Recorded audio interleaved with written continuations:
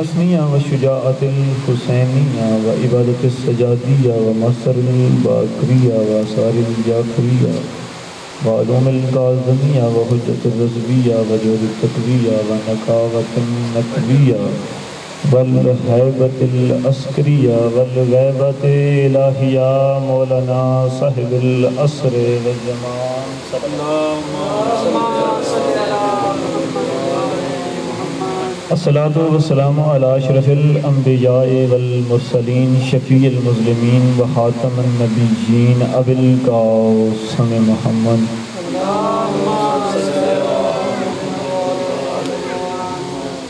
وآلہ الطیبین الطاہرین المعصومین ولعنۃ اللہ علی اعدائہم اجمعین فاما بعد فقد قال اللہ تبارک و تعالی فی کتابہ الکریم بسم اللہ الرحمن الرحیم اذ ابتلیٰ ابراہیم ربہ بکلمات فأتمہن قال انی جاعلک للناس اماما قال من ذریتی قال لا ینال عہد الظالمین صلوات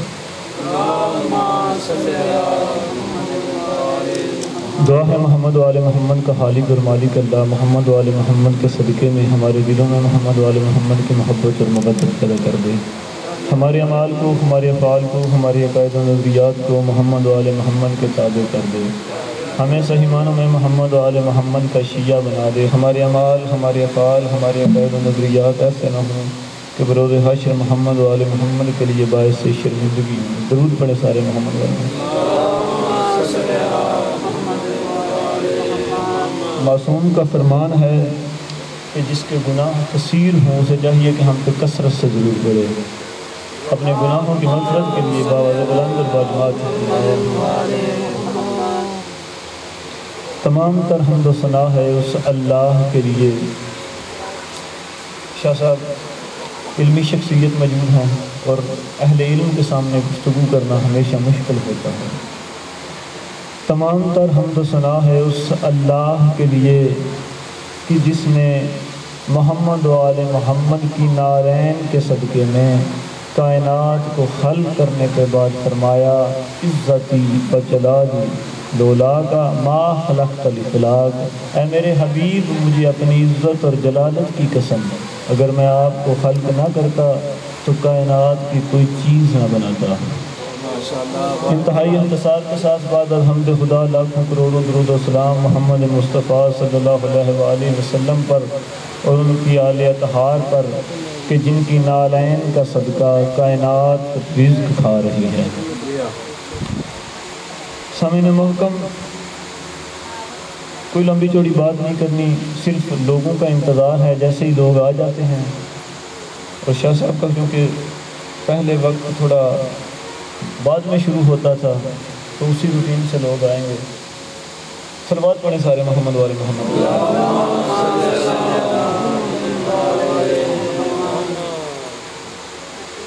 سامعین محکم، میں نے صرف مسائل کی 2-3 سطریں پڑھنی ہیں۔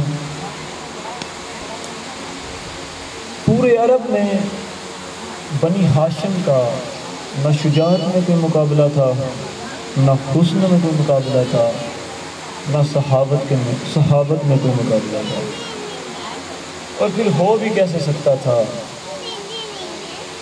کہ جس گھر کے چشم و چراغ علی جیسے ہوں، جس گھر کے چشم و چراغ محمد مصطفیٰ صلی اللہ علیہ وآلہ وسلم جیسے ہوں، جس گھر کے صحن میں حسن حسین جیسے پھول ہوں، ان کے حسن کا مقابلہ کیسے ہو سکتا ہے؟ کیسے دنیا نارش کرتی آل محمد پر کہ جن کے حسن کے قصیدے اللہ قرآن میں پڑھ رہا ہے، کبھی یاسین کہتا ہے، کبھی طٰہٰ کہتا ہے، کبھی مزمل کہتا ہے، کبھی مدثر کہتا ہے، کبھی اپنے حبیب کی زلفوں کی قسمیں کھاتا ہے، کبھی چہرے کی کھاتا ہے، حد نہیں ہوگی، کبھی ان گلیوں کی قسمیں کھاتا ہے جن میں نبی صلی اللہ علیہ وآلہ وسلم چلتے ہیں، کبھی ان گھوڑوں کے سموں کی قسمیں کھاتا ہے جن پر جناب محمد مصطفیٰ اور جناب محمد مصطفیٰ کی آل اطہار سوار ہوتی ہے۔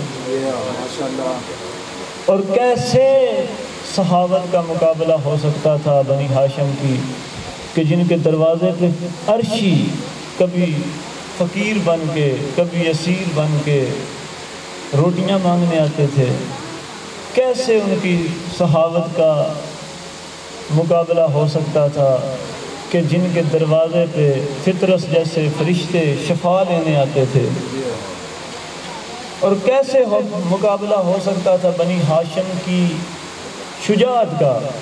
ہم علی اور عباس کا تذکرہ نہ بھی کریں تو جس گھر میں حمزہ جیسے، جعفر طیار جیسے بہادر تھے، اگر کسی کے ذہن پہ کسی کی رغ فتویٰ نہ پھڑکے تو میں کہوں جس گھر میں ابو طالب جیسے بہادر موجود تھے۔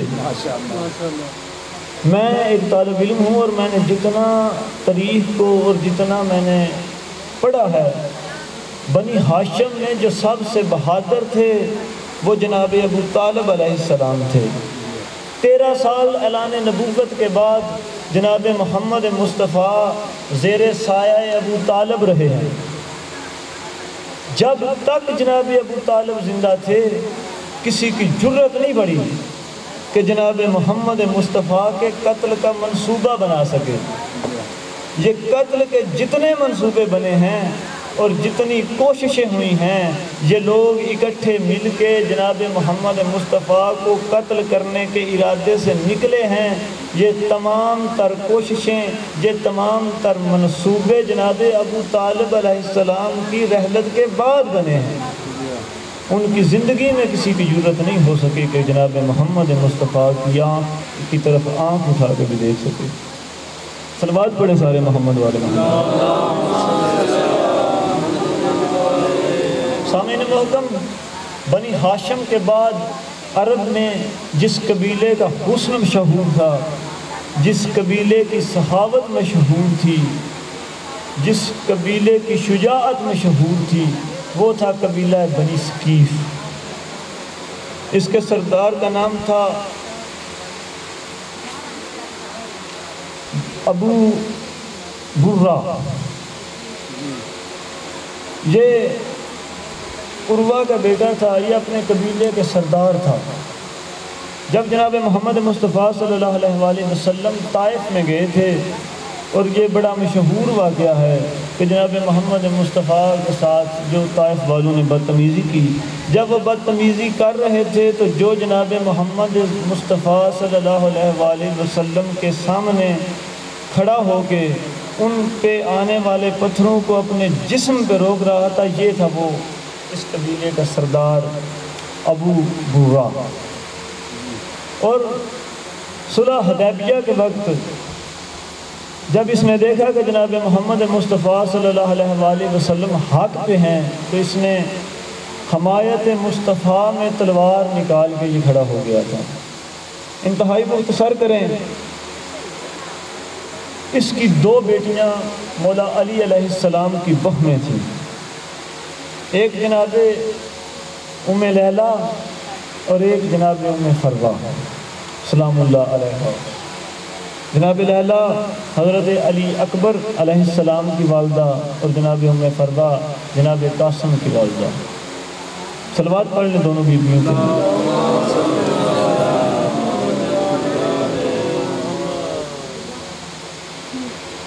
جب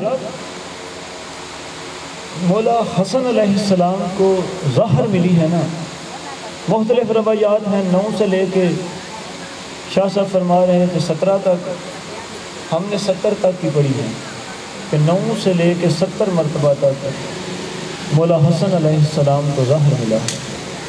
انہوں نے 9 سے لے کے 70 مرتبہ امام حسن علیہ السلام کو بذریعہ زہر قتل کرنے کی کوشش کی ہے۔ بذریعہ تلوار بھی کوشش کی تھی، لیکن بذریعہ زہر مختلف ذرائع سے، مختلف طریقوں سے مولا حسن علیہ السلام کو قتل کرنے کی کوشش کرتے رہے ہیں۔ کبھی کھانے میں ملا دیا، کبھی شربت میں ملا دیا، کبھی دودھ میں ملا دیا، کبھی شہد میں ملا دیا۔ جب آخری مرتبہ مولا حسن علیہ السلام کو زہر ملا ہے نا، اس وقت مولا حسن علیہ السلام ماں کی قبر کے بعد سیدھے جناب ام فروہ کے حجرے میں تشریف لائے ہیں۔ فرمایا ام فروہ میرے لیے بستر لگا دو، یہ محمد مصطفیٰ کا امیر بیٹا ہے، جناب فروا نے امام حسن علیہ السلام کے لیے بستر لگایا، فرمایا میرے حسین کو بلاؤ۔ زہرا کا غریب بیٹا حسن کی تکلیف کا سن کے دوڑ کے آیا۔ عزادارو جانتے ہو مولا حسن علیہ السلام کو امیر کہا جاتا ہے اور مولا حسین علیہ السلام کو غریب کہا جاتا ہے۔ پتہ ہے کیوں؟ جو گھر کے صحن میں بستر پہ تڑپ رہا تھا وہ اس کو امیر تو کہا جانا چاہیے نا۔ وہ امیر تھا، گھر کے صحن میں اپنے کمرے میں بستر پہ تڑپ رہا تھا، اور جو غریب تھا وہ کربلا کی تپتی ریت میں۔ ذاکر کا کام ہوتا ہے اسباب پیدا کرنا۔ آج 7 محرم کی رات ہو گئی ہے، یہ رونے کے دن ہیں، یہ مصیبت کے دن ہیں، یہ گریے کے دن ہیں۔ میں کوشش کر رہا ہوں اگر کسی کے نصیب میں ہوا، اگر جناب سیدہ نے عطا کی تو آنسو آ جائے گا۔ سامعین محکم، حسن کو امیر کہا جاتا ہے کیونکہ جناب حسن علیہ السلام کو بہنوں نے 2 کفن عطا کیے، اور حسین کو غریب کہا جاتا ہے کیونکہ حسین کو کوئی کفن نہیں ملا۔ جو امیر تھا اس کے جنازے پہ مسلمانوں نے تیر چلائے ہیں، اور جو غریب تھا اس کا جنازہ تیروں پہ تھا۔ اگر کسی کے دل میں، اگر کسی کے سینے میں پتھر ہے تو اس کی پتہ نہیں۔ نہد صاحب اولاد 2 بیٹیاں ہیں، 1 بیٹا ہے۔ میں سمجھتا ہوں ان باتوں کو۔ جو امیر تھا اس کے پاس آخری وقت میں 3.5 سال کا بیٹا تھا، اور جو غریب تھا اس کے پاس آخری وقت میں 3.5 سال کی بیٹی تھی۔ جو امیر تھا اس کے یتیم کو کبھی حسین کھلا رہے تھے، کبھی حسین اٹھا رہے تھے، کبھی عباس اٹھا رہے تھے، کبھی سجاد اٹھا رہے تھے، کبھی زینب کھلا رہی تھیں، کبھی ام کلثوم کھلا رہی تھیں، اور جو غریب تھا اس کی یتیمہ کو کبھی شمر تماچے مار رہا تھا، کبھی ہولی تماچے مار رہا تھا۔ عزاداروں مزید مختصر کریں، امام حسن علیہ السلام نے جناب قاسم سے کہا بیٹا کاغذ اور پنسل لے آؤ۔ جناب حسن علیہ السلام نے جناب قاسم کو ایک تحریر لکھ کے، ایک تعویذ لکھ کے جناب قاسم کے کندھے کے ساتھ باندھ دیا، اور فرمایا قاسم جب زندگی میں کبھی بھی مشکل پیش آئے تو اس تحریر کو کھولنا اور پڑھ لینا۔ اللہ جانے بیوہ ماں نے کتنے احتیاط سے پالا تھا، اللہ جانے حسین نے کتنے پیار سے پالا تھا۔ 10 سال تک جناب قاسم کو تحریر کھولنے کی ضرورت نہیں پڑی۔ عزادارو، ماں بیوہ ہونا تو بچوں کو بڑی احتیاط سے پالتی ہے، اور مولا حسین علیہ السلام بڑا پیار کرتے تھے، اکبر سے بھی زیادہ جناب قاسم سے پیار کرتے تھے۔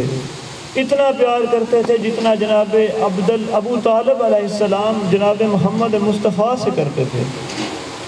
سامعین محکم، آ گیا 10 محرم سے پہلے والی رات، شب عاشور کا دن۔ جناب علی اکبر اور جناب عباس خیام کے پاس بیٹھ کے نا ایک دوسرے سے کہہ رہے تھے، جناب عباس جناب اکبر سے کہہ رہے تھے اکبر آپ میرے مولا کی آنکھوں کا نور ہیں، آپ کے جانے سے میرے باپ کی آنکھوں کا نور ختم ہو جائے گا۔ فرما رہے تھے اکبر کل میں پہلے میدان میں جاؤں گا۔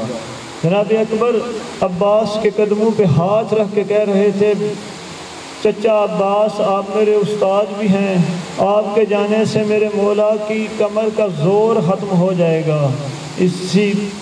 انہی باتوں کے دوران سن رہا تھا، انہی باتوں کو سن رہا تھا حسن کا یتیم دوڑ کے آگے جیسے غلام قدموں پہ ہاتھ رکھتے ہیں، دونوں ہاتھ جناب عباس اور جناب اکبر کے قدموں پہ رکھ کے کہتے ہیں اکبر کل میدان میں آپ بھی نہ جانا، عباس کل میدان میں آپ بھی نہ جانا، اکبر آپ کے جانے سے میرے چچا کا میرے مولا کی آنکھوں کا نور جاتا رہے گا، چچا عباس آپ بھی کل میدان میں نہ جانا، آپ کے جانے سے میرے چچا کی کمر کا زور ختم ہو جائے گا، چچا عباس کل آپ بھی نہ جانا، بھائی اکبر کل آپ بھی نہ جانا، میں حسن کا یتیم جاؤں گا، میرے جانے سے نہ کسی کی کمر کا زور ٹوٹے گا، نہ کسی کی آنکھوں کا نور ختم ہوگا۔ عزادارو جب یہ بات سنی ہے نا مولا حسین علیہ السلام نے، تڑپ گیا زہرا کا غریب کربلا کے میدان میں، دوڑ کے جناب علی قاسم کو گلے سے لگایا اور ماتھا چوم کے کہا قاسم تجھے کس نے کہہ دیا کہ تیرے جانے سے میرا کوئی نقصان نہیں، تیرے جانے سے میرے 2 گھر ویران ہوں گے، ایک تو میرے حسن کی نشانی ہے، ایک میرے حسن کا گھر بند ہوگا، دوسرا میری کبرا کا اللہ